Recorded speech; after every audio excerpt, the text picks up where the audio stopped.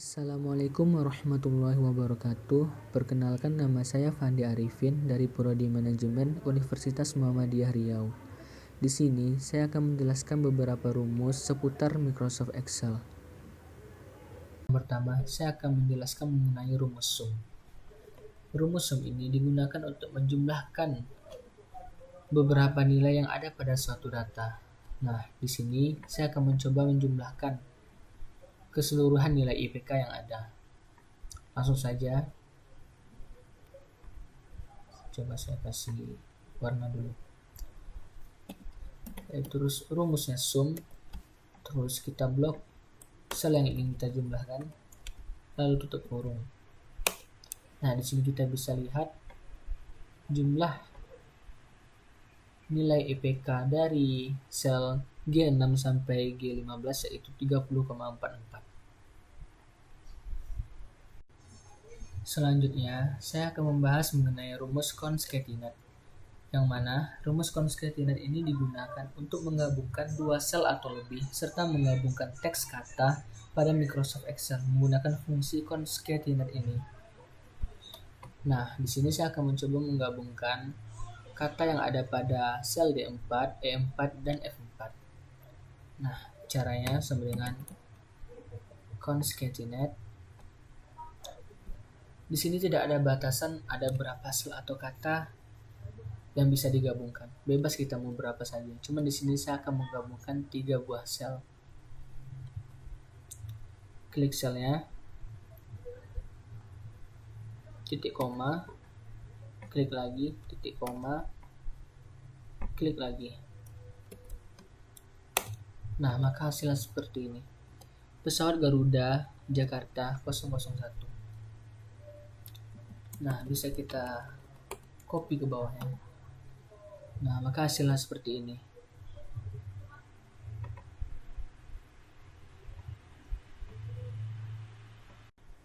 Selanjutnya, saya akan membahas mengenai rumus average. Rumus average ini digunakan untuk menghitung rata-rata dari beberapa nilai yang ada. Nah, di sini saya akan mencoba menghitung rata-rata dari nilai IPK. Caranya sama dengan average, lalu kita blok nilai yang ingin kita hitung, lalu enter. Nah, di sini kita bisa melihat nilai rata-rata dari IPK yaitu 30,044. Nah, di sini kita bisa menyimpulkan bahwa rumus average yaitu atau rumus rata-rata sum dibagi dengan count, yaitu jumlah nilai dibagi dengan jumlah data yang ada. Maka dapat hasilnya 3,044.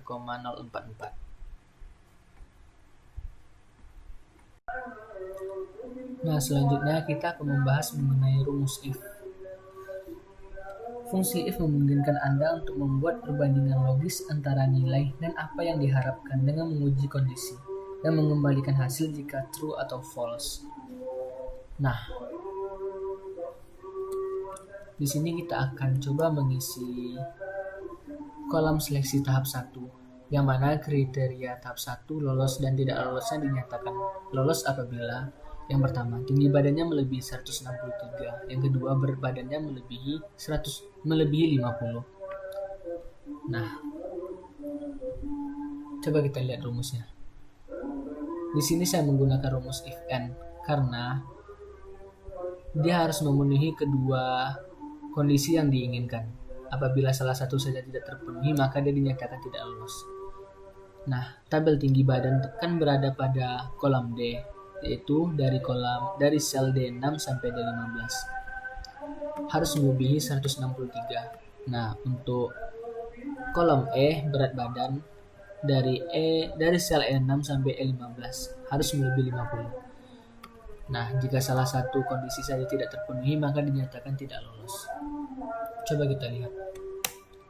Nah, di sini Ani dinyatakan lolos karena tinggi badannya melebihi 163 yaitu 166 dan berat badannya melebihi 50 yaitu 65. Nah, coba kita teruskan untuk ke bawahnya. Nah, kita lihat coba salah satu yang tidak lolos yaitu si Didi. Karena tinggi badannya 161 tidak melebihi 163 dan berat badannya 47, tidak melebihi 50.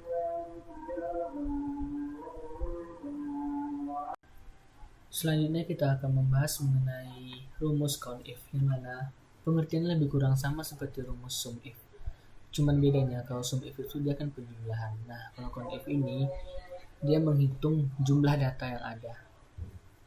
Nah, di sini kita akan mencoba menghitung berapa jumlah mahasiswa laki-laki dan berapa jumlah mahasiswa perempuan. Nah, langsung saja kita coba count if. Kita blok tabel jenis kelaminnya, titik koma, L ini yaitu laki-laki. Nah, bisa kita lihat jumlah laki-laki di sini ada 6. 1, 2, 3, 4, 5, 6. Nah, selanjutnya untuk perempuan. Sama dengan count if, blok tabel jenis kelaminnya, titik koma, kutip, P ini perempuan. Nah, di sini jumlah siswa perempuan ada 4. 1, 2, 3, 4. Selanjutnya, saya akan membahas mengenai rumus len, yang mana rumus len ini digunakan untuk menghitung ada berapa karakter atau digit pada suatu kata atau kalimat. Nah, langsung saja kita coba. Len. Saya ingin menghitung ada berapa karakter di sel C4 ini. Kurung. Nah, di sini ada 10. Bisa kita hitung 1, 2, 3, 4, 5, 6, 7, 8, 9, 10. Nah, bisa kita copy ke bawahnya. Nih, ada yang 9. 1, 2, 3, 4, 5, 6, 7, 8, 9.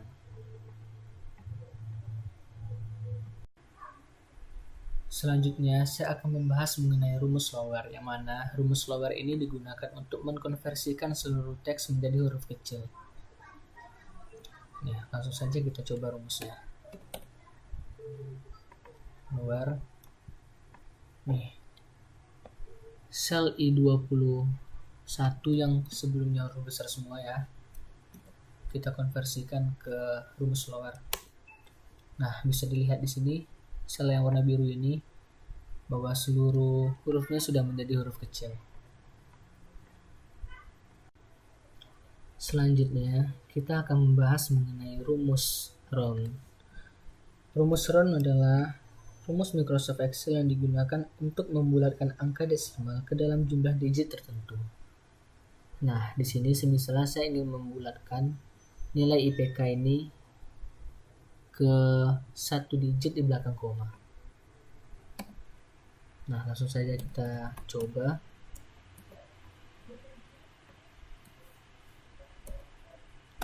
Nih, 1 digit di belakang koma, enter. Nah, maka hasilnya 2,6. Nah, saya juga bisa untuk membulatkannya ke bilangan bulat. Berapa bilangan bulat dari 2,6? Nah, bisa kita coba. Kurung.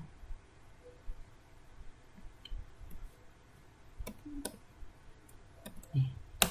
Nah, berarti 2,63 ini dibulatkan menjadi 3. Bisa kita teruskan ke bawahnya. Nih, bisa kita lihat 2,78 dibulatkan menjadi 3. 3,13 dibulatkan menjadi 3. Ada yang 2 ini, 2,46 dibulatkan menjadi 3. Jadi, jika angkanya itu 5 ke atas, maka akan dibulatkan ke nilai atasnya. Dan jika 5 ke bawah, maka dibulatkan ke nilai sebelumnya.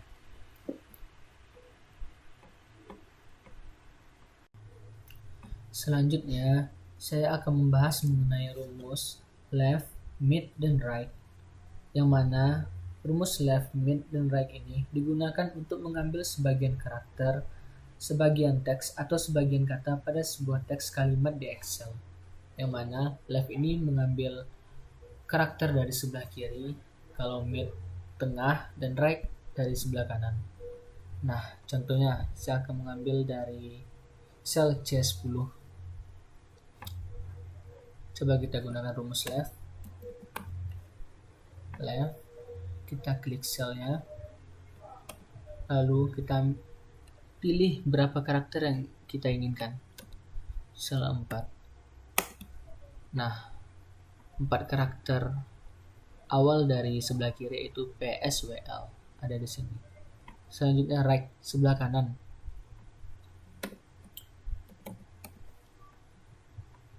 Right, klik selnya, lalu berapa karakter yang ingin kita ambil dari sebelah kanan. Saya mengambil 3 padang. Selanjutnya untuk mid tengah. Nah, mid ini dia agak berbeda dari left dan right, yang mana rumusnya seperti ini. Mid dalam kurung, klik selnya. Nah, lalu pada karakter keberapa yang ingin kita ambil, semisal dari 0. 0 ini ada pada digit keberapa? 1, 2, 3, 4, 5. Berarti 5, koma, berapa karakter yang ingin kita ambil di tengah ini, dari 0 ini. Semisal 3, berarti 002 kan? 1, 2, 3. 3. Maka hasilnya 002. Nah, untuk yang ini, saya membuat rumus left, right, dan mid berdasarkan sebuah kasus yang mana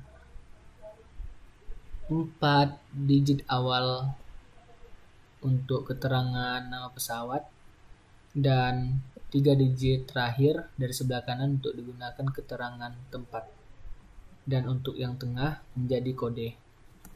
Nah, di sini saya sudah membuat rumusnya yang lumayan panjang, bisa dilihat nih. Coba saya pastikan ya.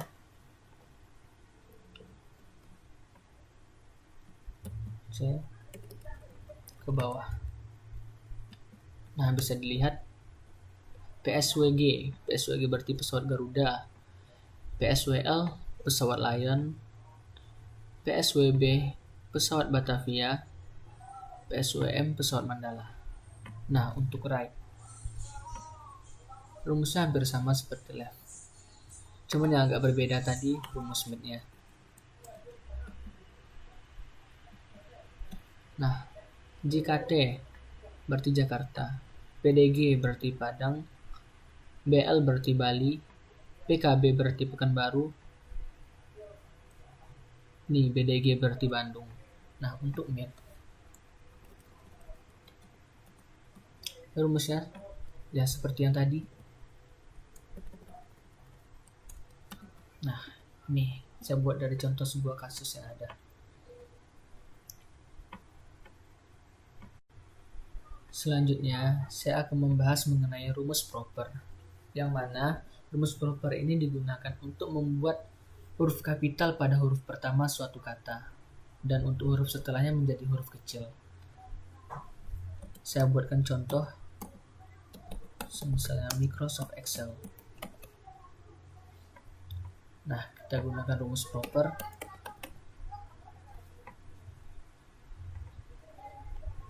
Kita klik sel yang ingin kita gunakan rumus propernya, lalu kita enter. Nah, di sini bisa dilihat bahwa huruf pertama dari Microsoft yaitu M menjadi huruf besar, dan Excel E menjadi huruf besar juga. Sisanya huruf kecil. Nah, selanjutnya kita akan membahas mengenai rumus SUMIF. SUMIF digunakan untuk melakukan penjumlahan bersyarat pada Microsoft Excel. Nah, di sini saya akan mencoba menjumlahkan nilai TOEFL berdasarkan jenis kelamin, yaitu laki-laki dan perempuan. Nah, di sini saya akan mencoba menghitung jumlah TOEFL dari jenis kelamin laki-laki terlebih dahulu. Nah, di sini kita lihat tabel dari kolom jenis kelamin dari sel A6 sampai A15. Yang mana jika laki-laki, maka hitung jumlah TOEFL-nya, yaitu dari F6 sampai F15. Enter. Nah, ini jumlah hasil nilai TOEFL dari jenis kelamin laki-laki. Nah, selanjutnya untuk yang perempuan, sama dengan sum if dari A6 sampai A15, yang mana jika perempuan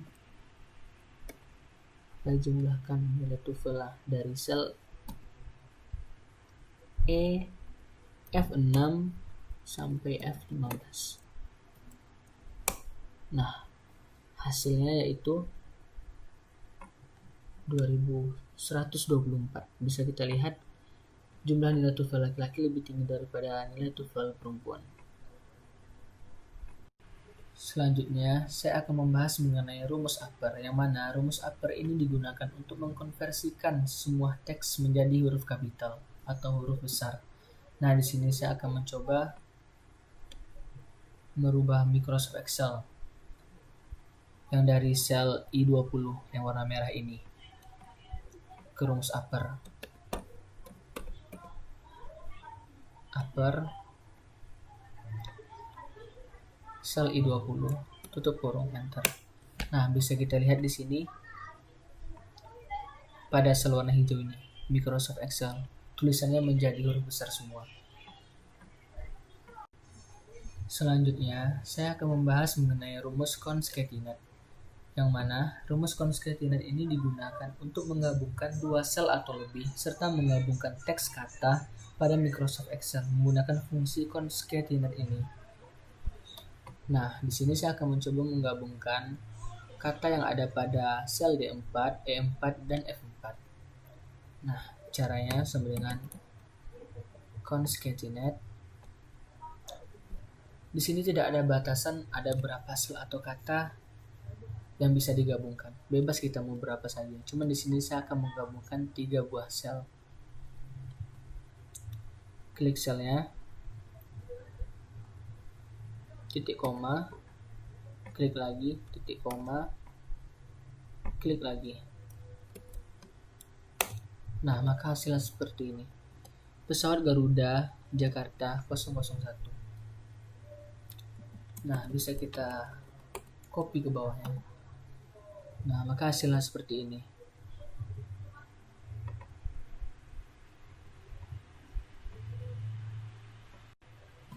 Selanjutnya, saya akan membahas mengenai rumus HLOOKUP dan VLOOKUP, yang mana rumus HLOOKUP adalah fungsi Excel yang digunakan untuk mencari data pada tabel berbentuk horizontal, yaitu ke samping. Sedangkan VLOOKUP untuk mencari data pada tabel berbentuk vertikal, yaitu dari atas ke bawah. Nah, di sini saya akan mengisi nama counter ini menggunakan rumus HLOOKUP, yang mana berpatokan pada sel C. C10 ini untuk mengisi F10. Nah, kita akan mengisinya berdasarkan tabel bantu counter ini, yang mana kita akan mengambil 4 digit terakhir dari sel C10 ini, yaitu C001, C002, dan C003 untuk mengambil nama counter dari tabel bantu counter ini. Nih, bisa dilihat. Nah, langsung saja kita masukkan rumusnya. HLOOKUP, karena C001 ini karakternya berada di sebelah kanan, kita klik saja. Nah, lalu titik koma, karena ada 4 karakter, saya lupa memasukkan right-nya. Right, 4 karakter yang ingin kita ambil, tutup, lalu titik koma. Nah, kan kita ingin mengambil berdasarkan tabel counter. Tabel counter ini kan dimulai dari sel C41. Kita buat string C string 41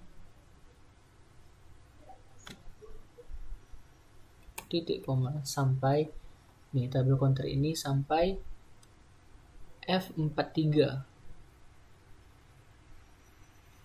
atau bisa juga kita buat F42, F43 saja. Sudah termasuk seluruh tabel bantu counter. Lalu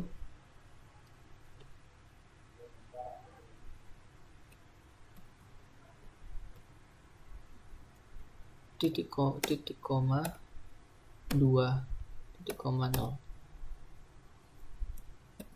Nah, ini dua ini berdasarkan pada nama kontrak ini kan berada pada tabel kedua. Lalu enter. Nah, bisa kita lihat sini. C001 yaitu HDShop. Nah, coba kita kopikan ke bawahnya. Nah, C003 Lurus Ponsel. C002 Patimura Ponsel. Nah, selanjutnya kita ingin mengisi nama voucher. Nih, nama voucher ini berdasarkan kode 2 digit awal dari sel C10 untuk mengisi H10-nya. Nah, kodenya ini bisa kita lihat di tabel bantu voucher. Kodenya ada SP, AS, XL, dan MT. Nama vouchernya juga sudah tertera di sini. Nah, langsung saja kita masuk ke rumus VLOOKUP-nya. Karena di 2 digit yang awal ini berada pada rumus left, kita gunakan saja rumus left. Dalam kurung, klik selnya, titik koma, karena ada 2 digit yang akan kita ambil. Lalu, titik koma. Nih, kita klik saja. Karena ini dia berada pada sel, dimulai dari sel C34 sampai D38. Nah, sampai string D, string 38. Nah, karena ini berada pada tabel kedua 2,0. Enter. Maka hasilnya bisa dilihat. SP sama dengan simpati. Bisa kita kopikan ke bawahnya. Nah, XL sini, MT Mentari, AS, dan sebagainya. Nah, di sini kita sudah selesai menyelesaikan rumus HLOOKUP dan VLOOKUP. Nah, sekian dari saya. Apabila ada salah-salah kata, saya mohon maaf. Wabillahi taufiq wal hidayah. Wassalamualaikum warahmatullahi wabarakatuh.